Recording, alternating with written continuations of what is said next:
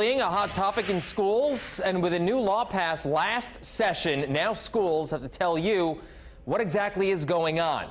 But that law did not eliminate confusion about the number of bullying incidents reported to the state and the definition of bullying. There's a lot going on here. We want to know what counts and what doesn't. My teammate Stephanie Zepelin uncovers exactly what's going on.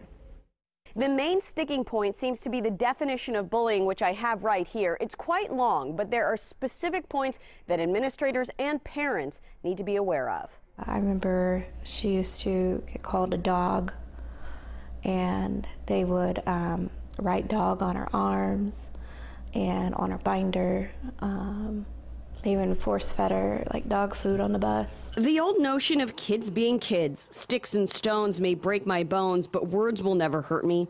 It's just not enough anymore. And school officials are getting more involved in bullying. Bullying identification, prevention, and intervention is a huge part of that training for our school safety specialists. State law mandates schools collect and report the number of bullying incidents.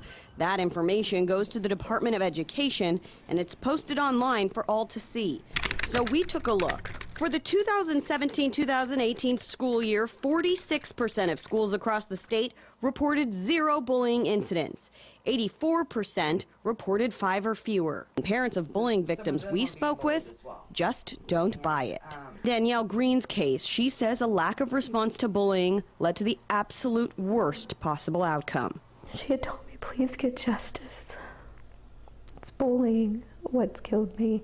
Please get justice. Danielle's 8th grade daughter, Angel, killed herself in 2013.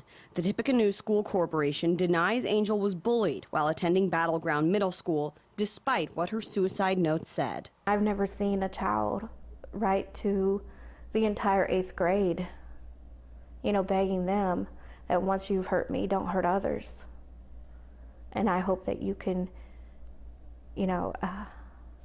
see what you've done here and not do it to somebody else.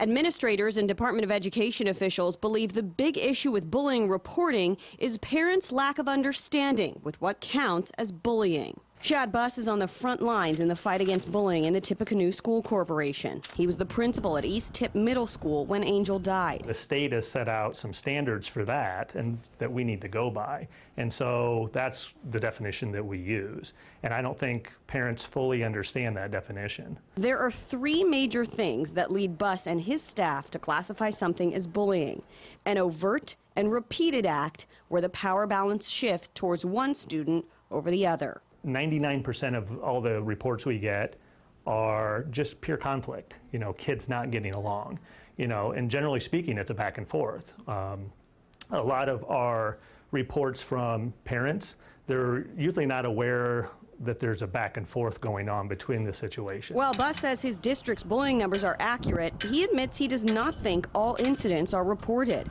David Woodward in the Department of Education admit it's tough to determine what counts as bullying, even with a state definition and legal standard. Now it's one student said something possibly derogatory on social media, and then another student responds maybe physically or back on social media. Sometimes by the time it gets to an educator, it's about 6 layers deep.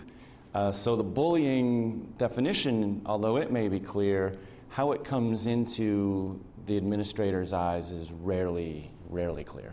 Woodward says their state bullying numbers are lower than the national average, and they're going to continue training on identifying bullying and intervening early.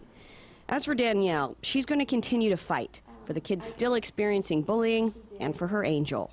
She knew that I would do something, and she left me with the strength to do it. So with what strength I do have, I keep moving forward for her. Meanwhile, the Department of Education is doing an audit of the state school district's bullying numbers and reports. That audit is still ongoing. Stephanie Zepelin, iTeam8. All right, Stephanie, thank you very much. It just breaks your heart. We got 3 big pieces of advice from the head of school safety for the Department of Education. First, read the specific bullying code for your district. Bug school officials if you have to, they say, and talk to your kids about what's going on.